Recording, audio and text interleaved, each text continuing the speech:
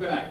And we are back. We are the coalition, loud and proud, outrage porn free, civilly disobedient media, broadcasting live on the worldwide Coalition Media Network. Now let's talk about where you can find coalition programming. Coalitionradio.us. Go to the top menu, click YouTube channel. That'll bring you all the recent videos here from the Go Local Live Media Broadcast Center.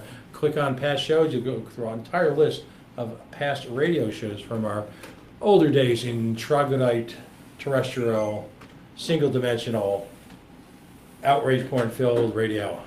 Yes, you can go there as well. So, Facebook.com/The Coalition Radio, where you'll find all sorts of updates, particularly about our special friends at your Pawtucket Red Sox. Twitter. This week we were Twitter madmen, reposting things from the Libertarian Party, updates on what's going on with the billionaire baseball clubs trying to rebuild their Fenway wet dream on your money. We have an apolitical Twitter feed at Pawtucket is Home. Of course, that talks exclusively about what's going on at McCoy Stadium. We were a little bit tired last night. We live tweeted from that a couple of times during the show when we were able to get a 2G signal out at the State House. I think they were blocking cell phones. Terrible evening there last night, just an embarrassment, but I think Sam really summed it up well. An absolute embarrassment. So, I am pleased to have a regular attendee, a regular member, as we like to call a frequent offender here at the Coalition tonight. She is JoAnne Leppanen. Of course, she is with RIPAC. RIPAC is the premier patient advocacy group here in the state of Rhode Island for participants in the medical cannabis program. Rhode Island saw in its earliest period, in its earliest gestation, one of the finest medical cannabis programs earliest in the country. JoAnne has taken upon it as part of her life's work to be a regular opponent for those who would try to chip away at your civil liberties, at your civil rights, at various aspects of the program, while at the same time maintaining an exhaustive resource of information about your rights as a patient, the benefits of the medical cannabis program to you medically, psychically, and exhaustive links putting you in contact with people who can help facilitate everything from you getting a legitimate medical cannabis patient card towards people who can help you grow, people who can help you obtain medicine. I'm proud to call her a friend of mine as well.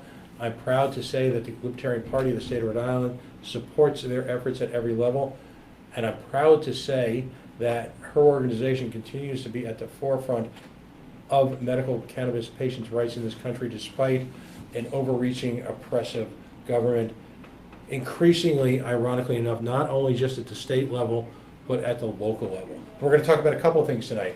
We've got a festival coming up, an update on some of the ongoing situations where town council has run amok. Town council has gone crazy.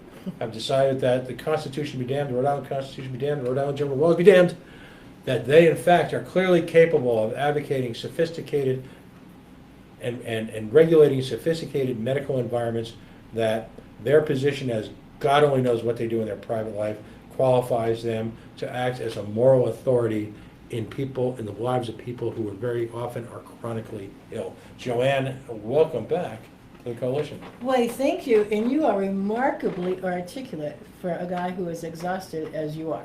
It's I got to tell you. You know, through the miracle of caffeine and barbecue, we just keep the motor running. The great thing about this state is, as Cousin Eddie would put it, of course I'm referring to one of the great movies ever made, and that of course was National Lampoon's Christmas Vacation. If I could paraphrase Cousin Eddie, it may not be the Beer of the Month Club, but Gina Raimondo and the fine folks at Halitosis Hall are in fact the gifts that keep on giving. So one night and I think you can uniquely attest to this. Folks who are activists in this state, by the way, everyone can be an activist. It doesn't matter what level, but if you live in the state, you need to be an activist. Right? Activists play what I call legislative whack-a-mole. There is the crisis du jour, the issues du jour. They go into retreat only to come back at inopportune moments. So surrounded by warrantless searches to the prescription medical database, surrounded by the growing pension crisis here in the state, surrounded by the attempt of the Billionaires Baseball Boys Club to inflict their Fenway dreams on your wallet, surrounded by a $237 million structural deficit, surrounded by a $2 billion infrastructure crisis that appeared seemingly out of nowhere in this state.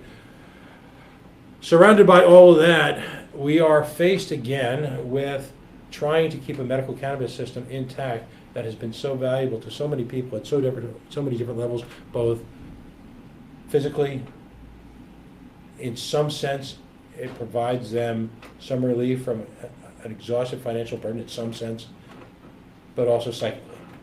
So let's start on a happy note first. You've got a festival coming up.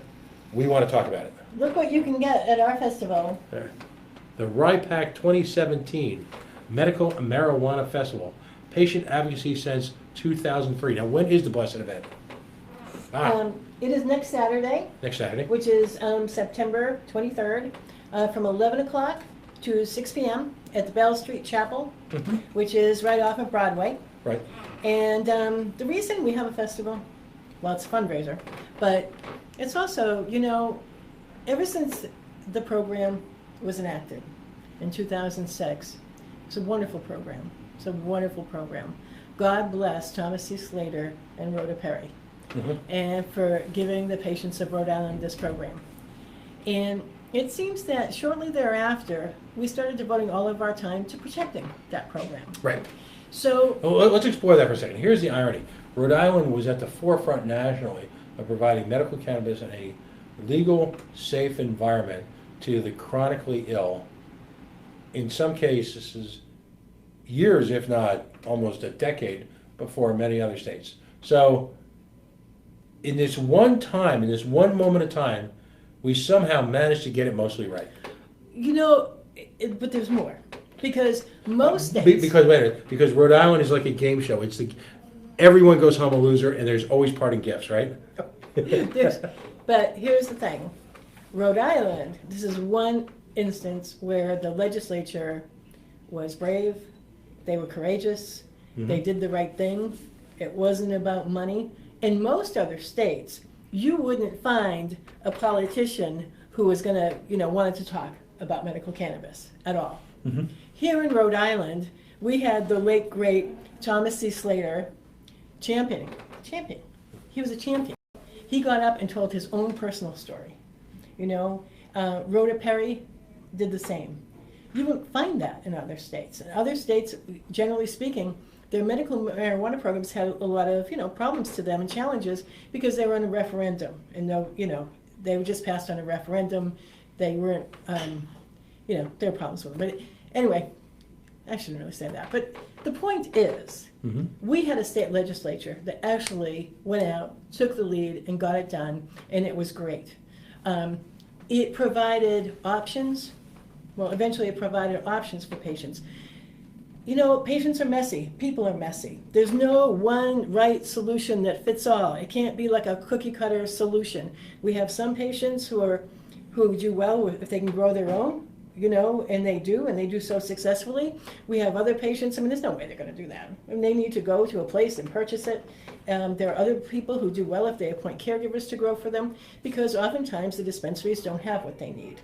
So we have all these great options. So we work very hard to hold on to those options. But, we've had issues with the legislature from year to year, the governor from year to year, and now the latest thing is the cities and towns, and of course, lurking over us is the federal government. Right. And the insecurity brought on by Jeff Sessions and his comments and what he wants to do. And recently, by the way, the federal government requested information on medical cannabis program. Not personal information on the patients, but they wanted aggregate data. And, Massachusetts handed it over, Rhode Island handed it over. It's not that is privileged information or confidential information or is anything that I couldn't go over there and get, but why do they want it? Right. And it wasn't like Health and Human Services asking for it. This is the Drug Trafficking Enforcement Unit looking for it. So what do they want it for? So this is creating insecurity. the federal government has not been able to, the DEA has not been able to use any funds to prosecute somebody who is legal under state law. Well, we were about to lose that because that expired. It was a budget item, and it was about to expire at the end of September, so everybody was nervous about that. Pins and needles. Okay, we just got the extension with the budget extension, all right? So we're okay until December. Okay, so far, so good, but it's sort of like if you are a patient in this state and you are really paying attention to the news, you could probably, your blood pressure level will probably increase, and sometimes it's best not to follow every little thing that goes on because it can make you crazy. Well, and let's speak to that for a second, because again, one of the goals of the initial legislation in the state, and one of the goals of every caring human being, should be to put people in a position who are chronically ill into a situation where they can heal. And with the advances in medicine, we've also come to understand that the psychological well-being of the patient is as critically important as the physical well-being. Absolutely. Where they are. So what we've had now for the past year and a half, 2 years plus, is a situation where, again, we'll get back to the whack-a-mole analogy, every few months, and again, you're talking folks who are in end-stage cancer, talking neuromuscular diseases, folks who just an astonishing range of maladies, as well as people who have chronic pain. Pat, everywhere I go, on the way here, run into a woman. She sees my flyer. She comes up, she grabs my hand and says, thank you. Mm-hmm. She was on morphine, heavy doses of morphine. You can't stay on heavy doses of morphine for the rest of your life, No. And it was because of cannabis that she got off it. She's healthier, she is well, she is functioning, she's not a drug addict. With the addiction problem that we have, the opioid crisis that we have. And probably at a great lower cost to the system. Of course, the cost of addiction is phenomenal. It is phenomenal. I spent a portion of my life working with kids in group homes, adolescents, and let me tell you, if there was no drug addiction, if there was no heroin, we wouldn't have had a full house, because the parents of those kids were addicted to heroin. Almost, I would say, probably 70% of them at least. Mm-hmm. We never had a child who was in the system because their parents were addicted to marijuana. Okay. Yeah, never heard of it. We had, it was because of mental illness. It was because, physical illness sometimes, but the overall one was heroin addiction. And we had kids who had been through horrible trauma. What those kids suffer through when their parents were addicted, I can't even tell you. I can't tell you without crying. It's the horrors that they have experienced, because when someone is that much of an addict, that's what comes first. It's part of the sickness. And their children, they value that more than they value their children. It's part of the illness. And children have suffered unspeakable harm because of their parents being addicts. So this is something that has helped. I wish I knew how many people, but I talk to them every day, everywhere I go. I don't go anywhere without running into someone in the medical marijuana program. Right now, in Rhode Island, we have more than 18,000 patients. I used to play a game with a little game, because I hate waiting in lines. I can't stand waiting in lines. And every time I go to the bank, there's a line. So I play this game like I can talk to the person in front of me or back of me, and within 2 minutes they'll mention medical marijuana. Without me saying a word. Because it is on people's minds. It is something that people think about. Very few of us are going to get through life without a debilitating medical condition. Mm-hmm. And even if we are lucky enough to get through life without one, we are certainly going to have loved ones who have it. Right. So we are going to be affected, because we are going to be, caregiving in one form or another. Mm-hmm. And so it touches everybody. So one of the things that makes me crazy is, and it's very rare that this happens, I must say, because most people, the vast majority of people are so supportive of this program, especially in Rhode Island. Mm-hmm. But you have a small group of people, and they tend to be vocal, who think otherwise. Mm-hmm.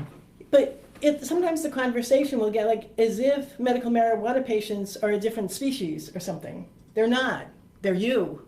They're your kids. They're your grandparents. They're your parents. It's everybody.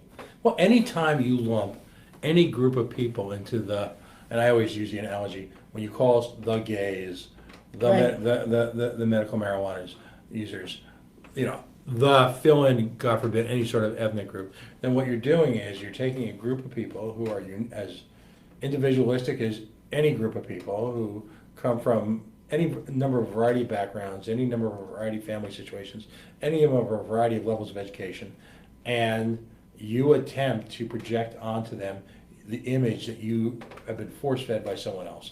And I will say this time and time again, one of the reasons why marriage equality finally passed was because it was a recognition that it was not the gays, that you knew people in your life who were in loving monogamous relationships, who were looking for the same type of, they wanted their relationship to be valued, they wanted their relationship to be structured the same way the traditional, and I use the hashtag, traditional, as if that works 50% of the time, marital relationship. So once you realize it was your cousin Billy, your friend from work, the guy you played softball with, the gal in your bowling league. Your sister, your brother. In my case, you know, your child's Bible school teacher.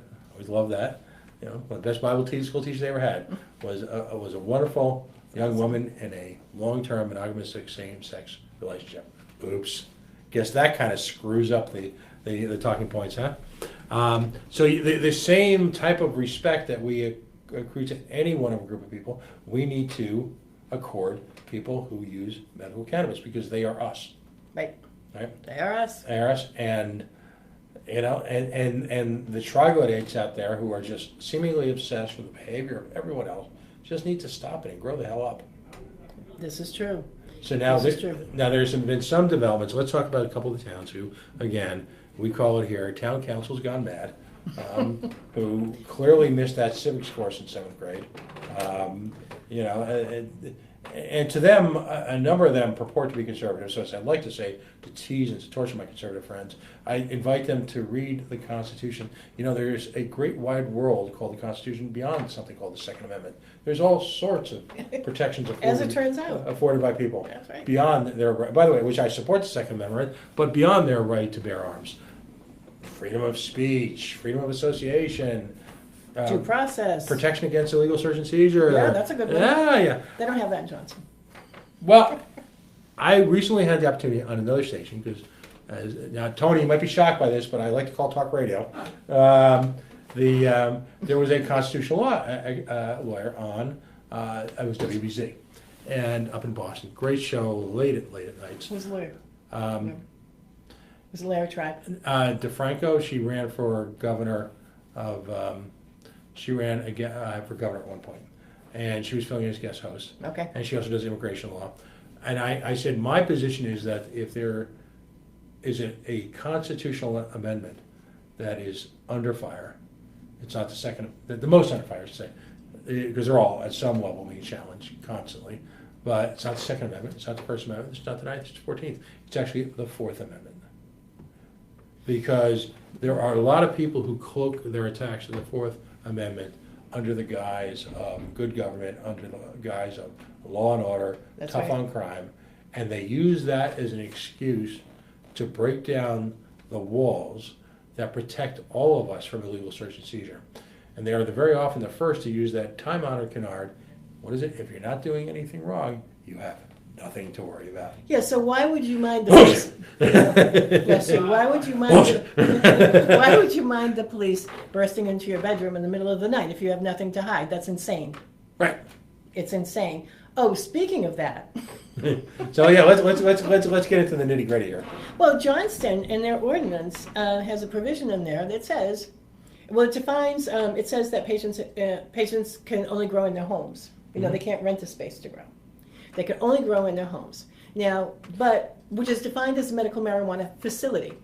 But if I can just interject, let's put this on a constitutional basis. And our guest who was just on talked about in the 1920s, we finally got rid of the idea here in Rhode Island, 1920s, 1930s, that you had to be a property owner to have full citizenship, right? So what you're telling me is in the village of Johnston, Rhode Island, we are slowly reverting back to a feudal society where only those who own property are allowed fundamental civil rights. Is that what we're saying? Oh, no, it goes around that. No, hear me out on this one. you can only grow in your own home. So they're restricting you from growing outside. So, for instance, if my house is too small, I don't have room to grow, maybe it's unsafe to grow, whatever. It just doesn't make sense for me to grow where I live. Maybe it is wise. Maybe I have a lot of children, and it just doesn't make sense for me to grow. So in my home, so maybe I want to rent a space to grow. Maybe I want to get together with some other people and rent a space to grow. That is the most responsible thing to do, the safest thing to do in particular circumstances. It's saying, no, you can't do that. You must stay in your home and grow. Whether you rent, whether you own, that's where you must grow. Now, the police officials from the town, including the police, have the right, if they think you are violating the ordinance, if they have reasonable basis to believe that you are violating that ordinance, or wait for it, in the future you might violate that ordinance. They have the right to just walk in. Wasn't that a Tom Cruise movie? Oh, the one with the, yes. Yeah. Was it Tom Cruise? Yeah, I think it was Tom Cruise. You had Tom Cruise, John Travolta, one of those appliantologists. All right. With the do you get arrested before you committed the crime? Right. Yeah. Okay. Yeah. Cool. And so apparently, the Johnston knows how to choose clairvoyant police officers. I don't know, but that seems. Where's Karnak when you need him? But that is, it's laughable. But imagine being a patient who is growing medicine in Johnston right now and reading that. Oh, Really? I got into this conversation earlier, and I want to be careful how I say this.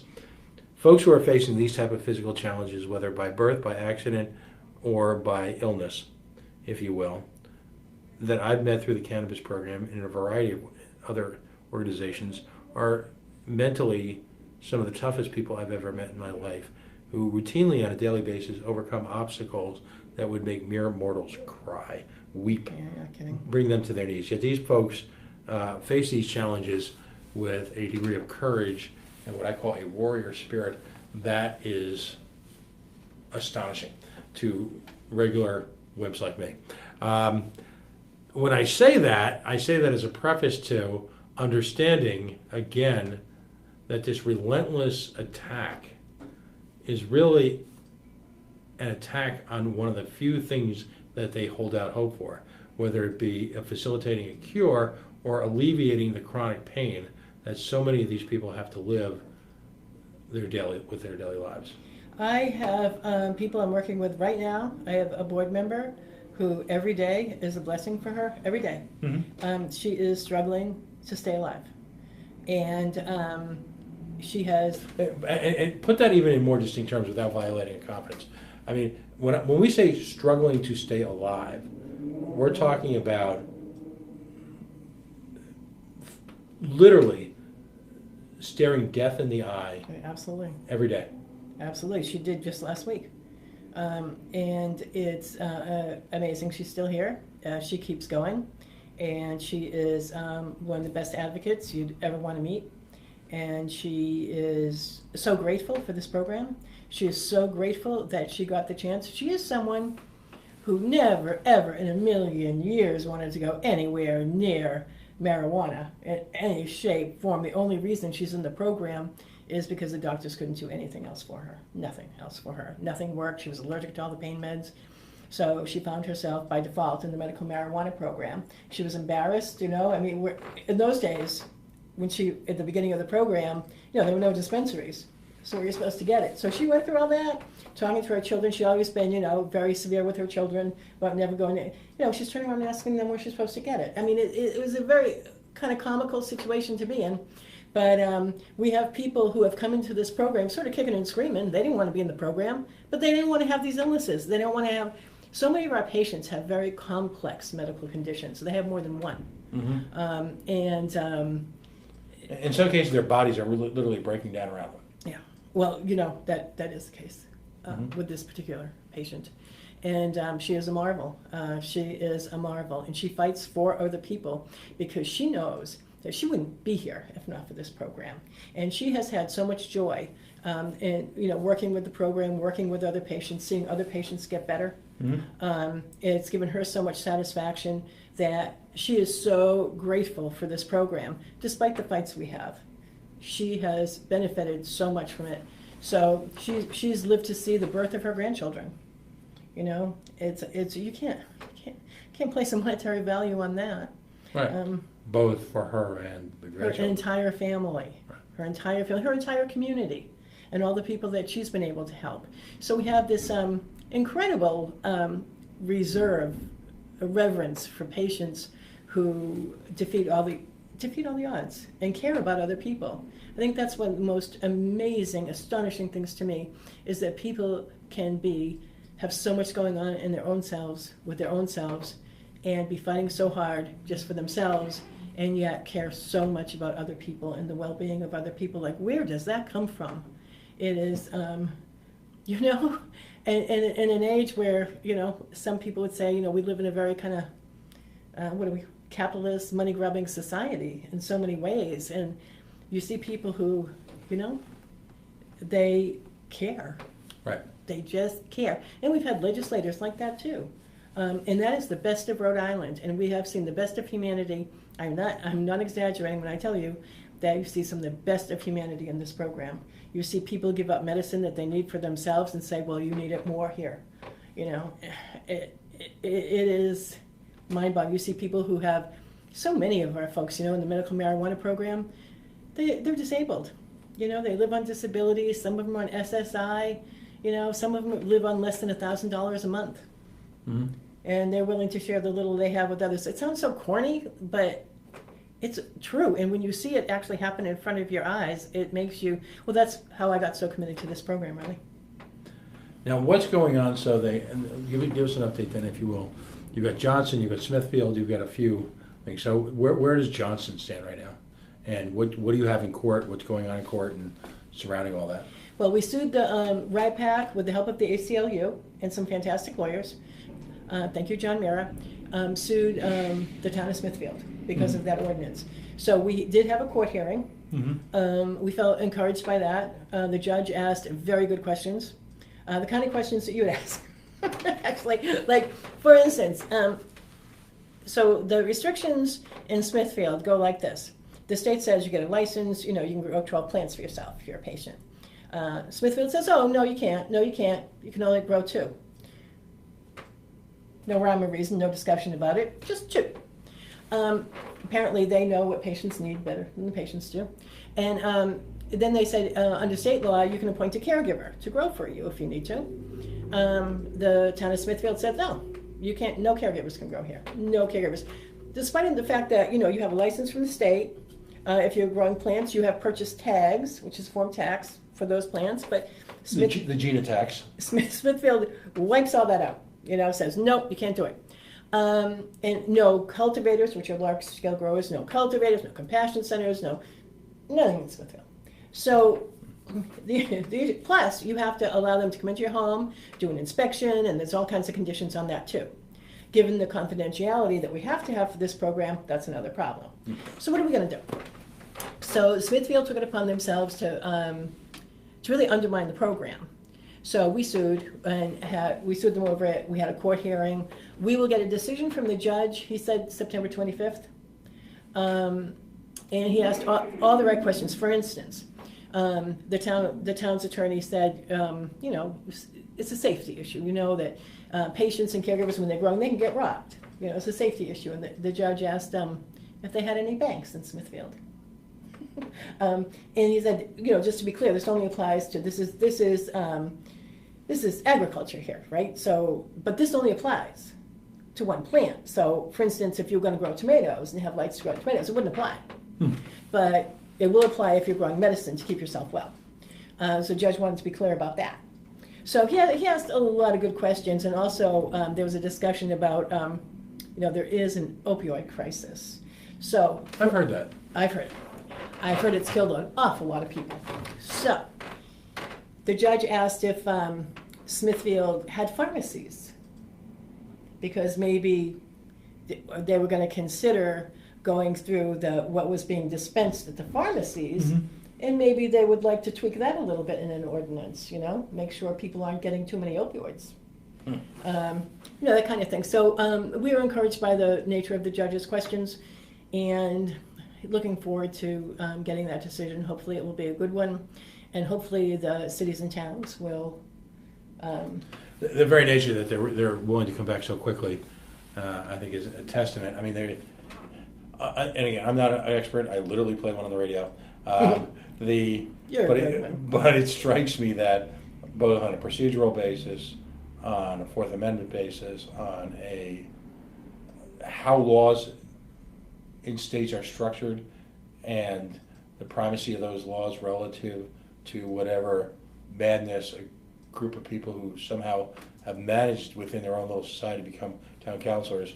I mean, there seems to me there's just so many problems with that. Yeah. That again, I reflect on the inherent stupidity of people. My words, not yours. Who would promote that kind of thing. I go back to an example we used with Narragansett. 30 years ago, they tried to pass a law that said four people who were not related to each other could not live in the same house. Oh, right. Uh-huh. Right? And that was thrown out. 30 years later, they decided Who's to say they're not related if you go back far enough anyway? Well, 30 years later, One they decided to say that, well, maybe 4 was the wrong number. If 3 people are unrelated, or maybe it was the reverse. I don't know. Just again, I'll call it for what it is: narcissistic stupidity. So Johnson. Okay, the good news is you got a relatively quick hearing on this. Relatively. Yeah. Well, and again, it's courts are clogged with some stuff that's legitimate, other stuff. But you got a relatively good hearing again with the civil libertarian heroes of the American Civil Liberties Union. ACLU. Yep. Go ACLU. Oh, another plug, by the way, in case I didn't mention it, we have a festival coming up next Saturday, I've heard that. September 23rd. Mm-hmm. And one of the things that we want to do at the festival, because you and I talk about problems, all the problems and stresses, facing the program. But we do have to keep in mind there are 18,000 patients in this program who are getting successful relief in the medical marijuana program Mm-hmm. all the while. So one of the huge victories that we had is, there's an employment issue. Mm-hmm. If you are in the medical marijuana program and you go to get a job and they drug test you, you're likely to be positive for THC, which means you will be denied employment. Now, our law seems to say, the Medical Marijuana Act said they can't do that, but it's not written as specifically as we would like. So we have had employers discriminate against patients. And this one was this was a young woman, textile company, and they basically said, oh, we're not discriminating against her because she's a medical marijuana patient. No. We're discriminating against her because she uses medical marijuana. Okay, so, this is what we're dealing with. So a brave young woman decided to go forward with the case. And you know what? This is where, again, you see the best. You see the best of people, because we had an attorney, the ACLU got an attorney. We actually had her call into the show. Who called into the show? The attorney. Carly? Yeah. Bless her. Wonderful. She is going to be the recipient of the Thomas C. Slater, named after the late, great Thomas C. Slater, Compassion Award, which we award every year to someone who has gone beyond, she donated her time to do this case. Right. And, she didn't know she was going to win. She thought she should, but you never know. And she does this without a guarantee of any money whatsoever. She puts her own time and her own skills into it, and that's something that she did. Now, that is something that everybody will benefit from, because there are people who are afraid to come into the medical marijuana program because they, what are they going to do? They won't be able to get a job. And it gets kind of frustrating, because there are some companies, I will tell you, who would tell a patient no and turn them away because they tested positive. Didn't care if they were a patient, when I know for a fact that there are executives in that corporation that are involved in medical. And it makes you crazy. But you know what? They don't want to come forward and say they're in the medical marijuana program, and they shouldn't have to. So the courts did a good thing. Carly did a good thing. I can never pronounce her last name. I think it's IAFRATE, I think. Yeah, Ifrate. Say it. I believe it's not pronounced Ifrate. By the way, I'd love to if she can spare 5 minutes here. We caught her on the fly a few months ago, right after she won the case, I'd love to have her call in again for a few minutes, or at least. Well, you should come to the festival. You can talk to her all you want. No, we're going to try to. Festival, did I mention we're having a festival? The dreaded private sector that I work in requires that I work on Saturdays, but. Yeah. But There's your fans. There you go. We haven't had anyone twerk this week. It's been a few weeks, Tony. But I call them, and I call Stephen Brown. You know, I have folks like Peter Nightingale that I call heroes of civil disobedience. I call folks at the American Civil Liberties Union, particularly the attorneys, the cooperating attorneys, I believe is a technical term that they use, who are the heroes of civil liberties. They really are. Because if it wasn't for them, we would be a far poorer place to live. It's just on so many different levels. And I'm so glad that you give them acknowledgement, because I don't think they get enough. I mean, I think lawyers, you know, I used to practice law, did I tell you that? Yeah. Back in another lifetime ago. And, you know, lawyers get a bad name, and sometimes for good reason. But these guys, I gotta tell you. We're blessed here in Rhode Island that we've got a very strong tradition of folks engaging in pro bono legal work on behalf of a number of different causes. And I believe that that's present everywhere to certain degrees, but after talking to attorneys here and in other parts of the country, it seems to be the level that we ought to do that here in Rhode Island is very, very high relative to the rest of the country. I would say so, and very skilled. I think that we have some of the best donating their time. That's very fortunate. And I want to do a shout out because, you know, we brought suit against Smithfield only because we have volunteer attorneys through the ACLU, and that is Barton and Gilmore. Joe Mira is an associate over there. What a great job he did in court. I was so proud. I was so proud to have him representing us. You know, and it's exactly. And here's the thing. Ultimately, I'm old enough to understand that there's a whole lot of institutions in this country that are not going to do the right thing because it's the right thing to do. They're going to do the right thing because they have to, under the threat of law. That's right. I mean, it's the examples are legion. You don't need to go far to do that. It's up to citizen activists and it's up to our legal community to put a stop to this, what now appears to be an unrelenting attack on our fundamental civil liberties in this country. And it's coming from all sides, and worse yet, it's coming from people, from political parties that cloak themselves in the American flag and use that as a marketing tool when their interests are far, far away from pure heart. It's disgusting. I joked about it earlier in the show when I was talking. We talked about my Republican friends embrace the Constitution. There's think of it as a country to travel through. You may have only been to one city, but there's many more places to go, and you can do it. And the Fourth Amendment is clearly one of those. The First Amendment is constantly under attack in Washington, D.C. right now. The power of the presidency is being used to wage war on the media. Whether you like that media or not is irrelevant. They have a right to say what they want to say without the threat of government interference. It's very scary. The war on the media is extremely scary. Right, and you know what? And to the degree they brought that upon themselves by biases and incompetence, I look beyond that because the right is fundamental. The right is unassailable. The right is unimpeachable. The right is absolute. That's the Constitution. It isn't a question of convenience. It isn't a question of when you want to draw a moral equivalency with a prior administration or not. These are unalienable rights given to us at birth as free men and women. But sometimes maybe I'm just romanticizing the past. Like when FDR was around, that was before I was around, believe it or not. But my understanding of him was he was an educator. He would tell people what was going on, explain things to them. Mm-hmm. It feels like now what we have is people with positions who then try to justify their positions as opposed to let's learn what this is really about. Because I know I have opinions that I just have opinions, and I think, why do I have this opinion? I mean, do I really know anything about this?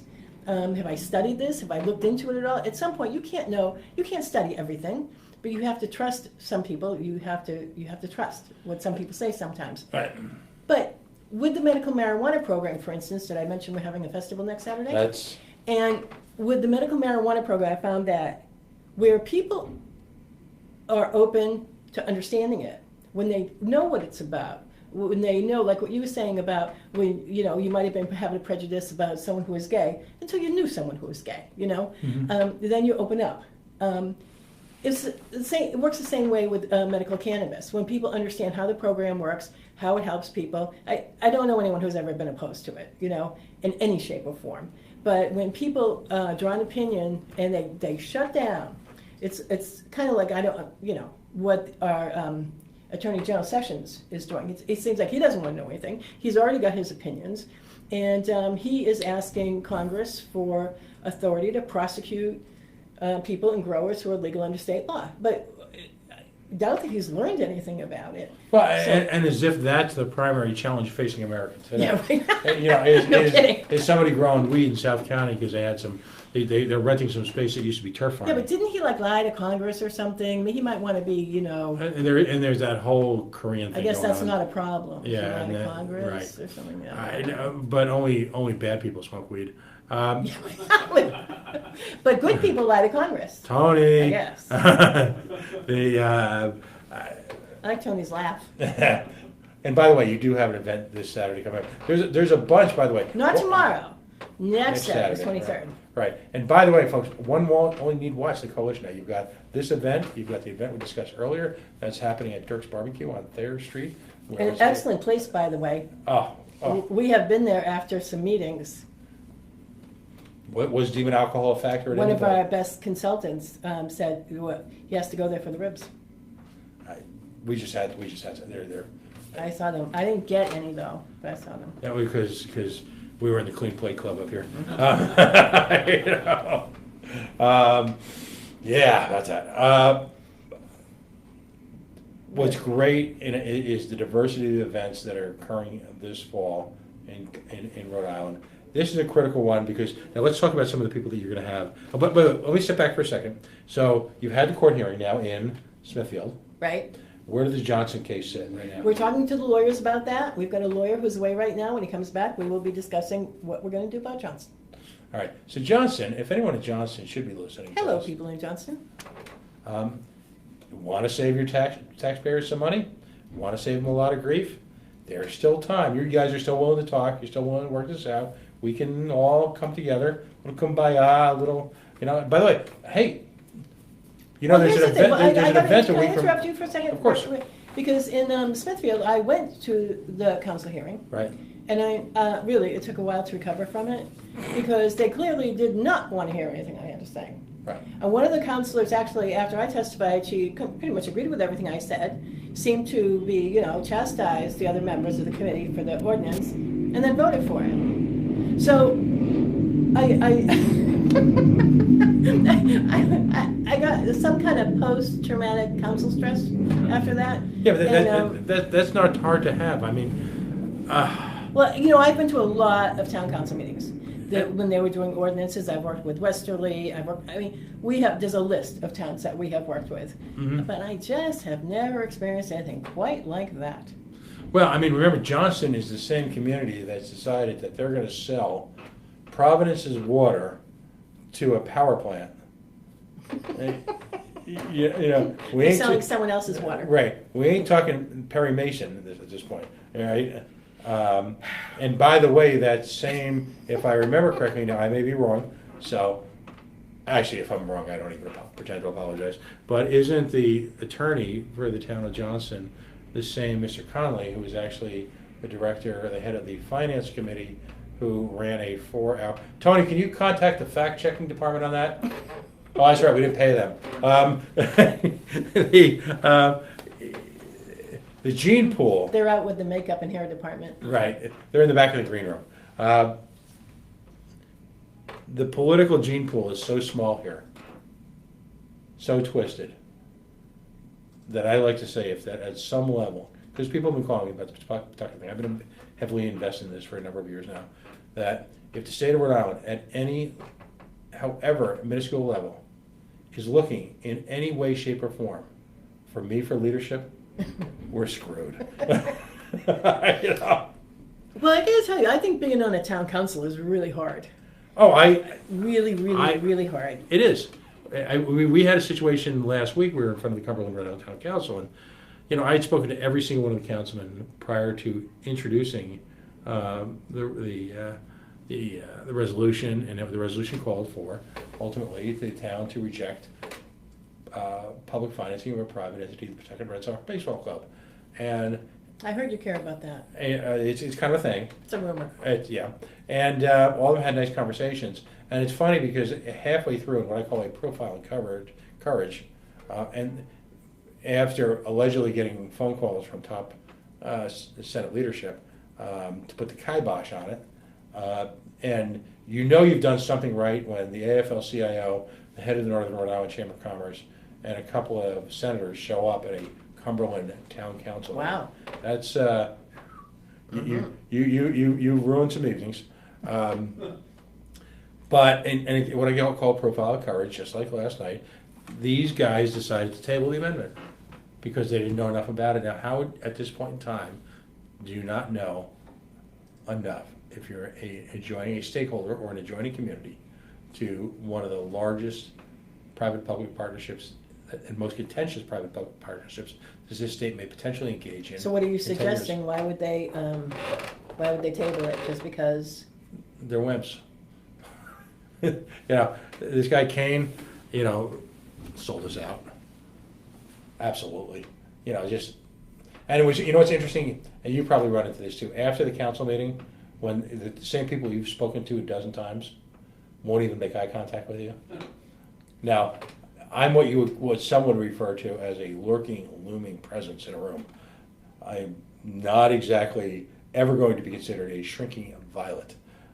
Really? Well, when you're 10 feet away from me and your body language is such as you avoid any eye contact, and I've spent hours with you on the telephone or in person, that's pathetic. You weren't exactly trying to hide behind the drapes. I couldn't.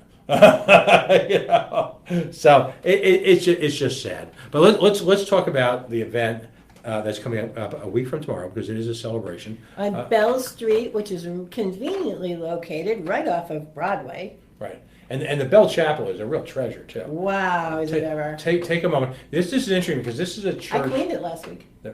This is a church that I did. is truly a community center. It really is. I mean, all sorts of folks use this for all sorts of reasons. That chapel has really inserted itself into the day-to-day life of the community. To me, that's what a chapel ought to be. Not just a place of reverence if you're religious, but also the other purpose should serve to act as a center for the community, as a role model for encouraging lots of different people to come together, of faith or maybe not of faith, and to come together as a community. They do it right there. So what are some of the vendors that you're going to have there? First of all, you'll have lots of information. If folks, this is a great way on a Saturday, if there's someone in their family. And it's not going to rain, by the way, if anyone's wondering. Right.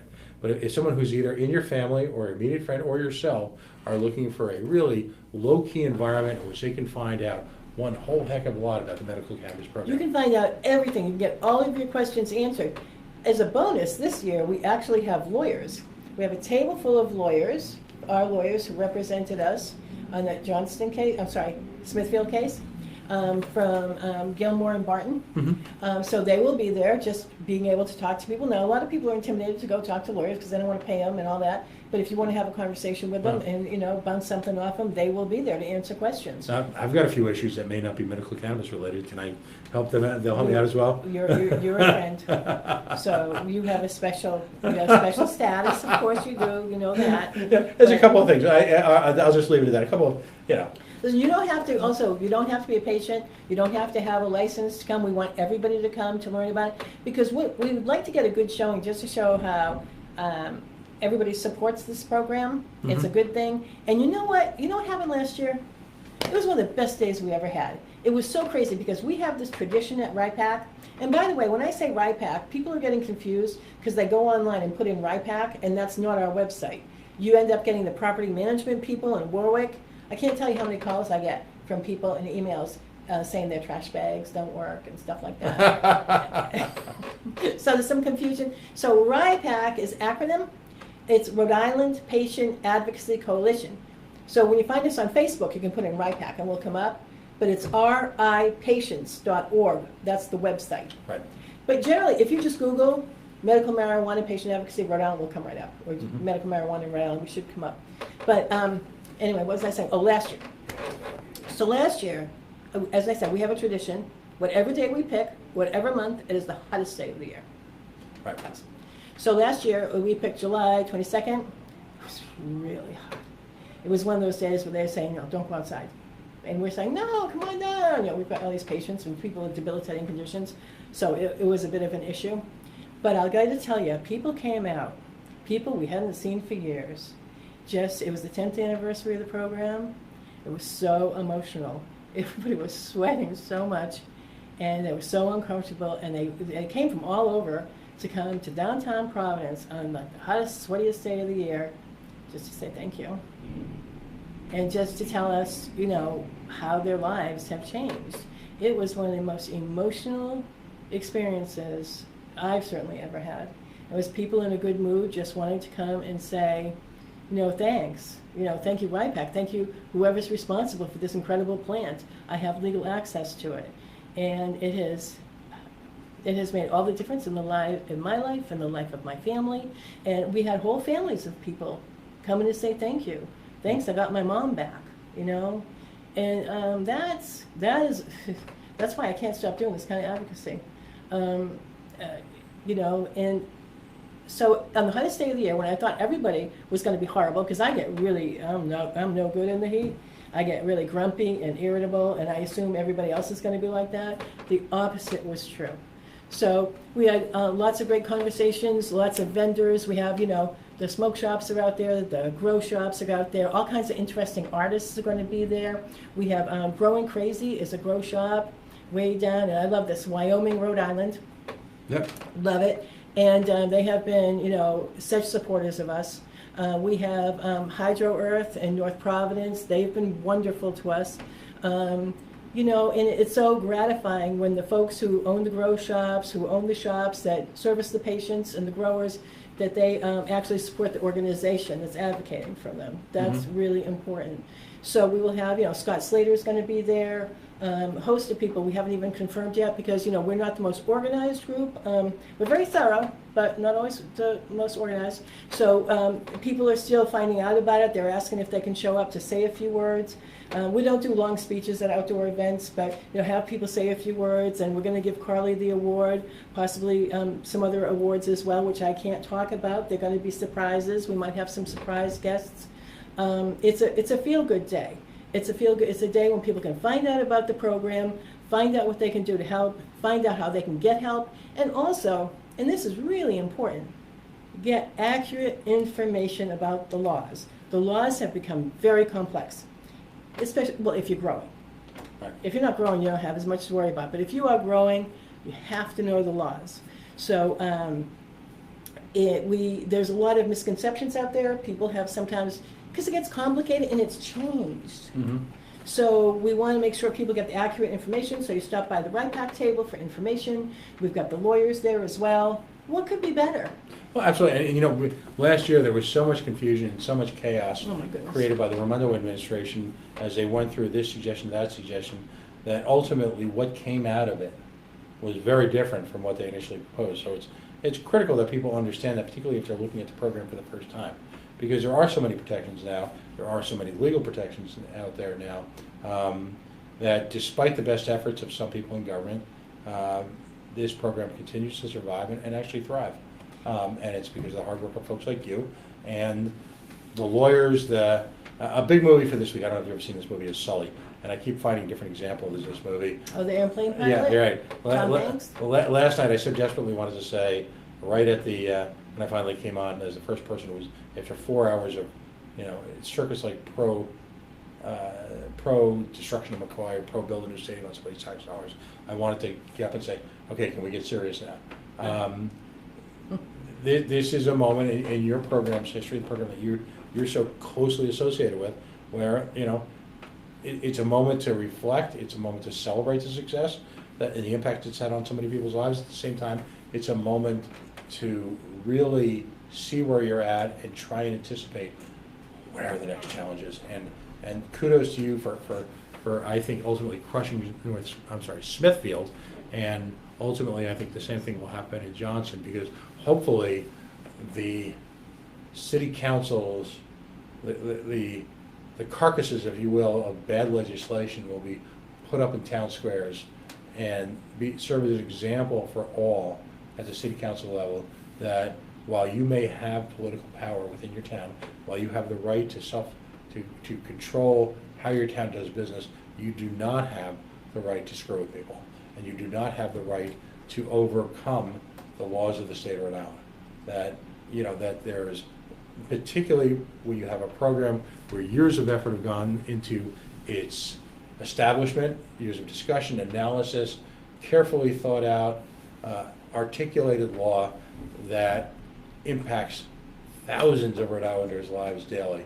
And my fervent prayer for those people is genuine, in the sense that I hope they never have to involve themselves with ultimately the evil that they've created. I hope that they are never in a position where they are dependent upon a program to hold their lives together and at the mercy of someone else. I hope they don't ever have to, but at the same time, someone needs to explain to them the consequences of what they do. Well, and I think that as people are maybe hopefully starting to find out, when you go through, if you assume that you're talking to people who aren't in the medical marijuana program, because they're just folks, you may be very wrong. You have no idea who's in the medical. Trust me when I tell you, you have no idea. I'm sorry, I'm not really crying. Well, I do get upset, but I think this is allergies. You have no idea who's in the medical marijuana program. So if someone's on a town or city council and they're talking as if the people in their audience are not in the medical marijuana program, they are making an assumption that they may just not be right. People don't necessarily have to tell you they're in the medical marijuana program. It's a personal medical business. Right. And a lot of people fear if they have a medical condition, they don't necessarily want their employers knowing about it. It's their business. And we as a society have to get to the point, and we need to do it now. It's really, it's way overdue. We would never challenge anyone's right to a prescribed medicine, whether it be an antibiotic, a painkiller. We would just never, it wouldn't even remotely occur to us. It's time for the federal government to deschedule this. It's time for the federal government to give states the right to prescribe this in a manner that they see fit. It's time for everybody just to grow the hell up. It really is. Stop wasting money, trying to... Stop screwing with people. Yeah. That's really what it comes down to. As a libertarian, we want to be elected to high office so that we can leave everyone the hell alone. Well, here's the crazy thing. Getting back to the employment issue, you go in and you apply for a job. And you fill out the application and they say, okay, go do a drug screen. Now I have heard that certain employers will take a hair strand, right then and there. So you're a medical marijuana patient, what are you gonna do? You're likely to test positive for THC. Then you are put in the position of telling them right then and there that you're in the medical marijuana program. Now, you don't have to tell them why, but if don't, it's sort of like you're damned if you do, damned if you don't.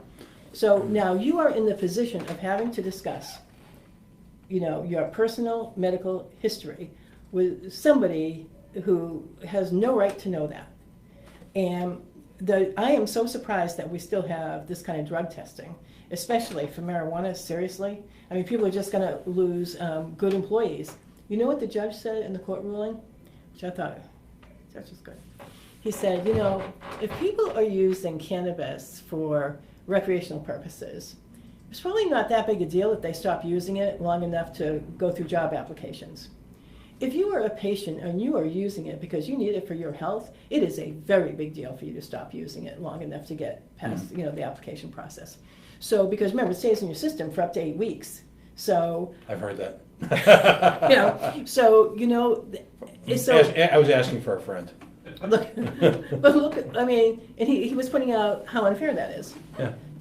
And it's just like, I hadn't even really thought of it that way until he mentioned that.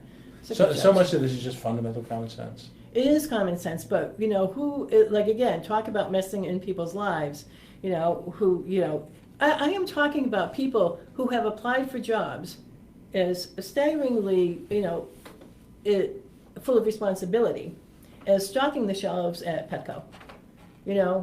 God forbid you use marijuana in the last 8 weeks.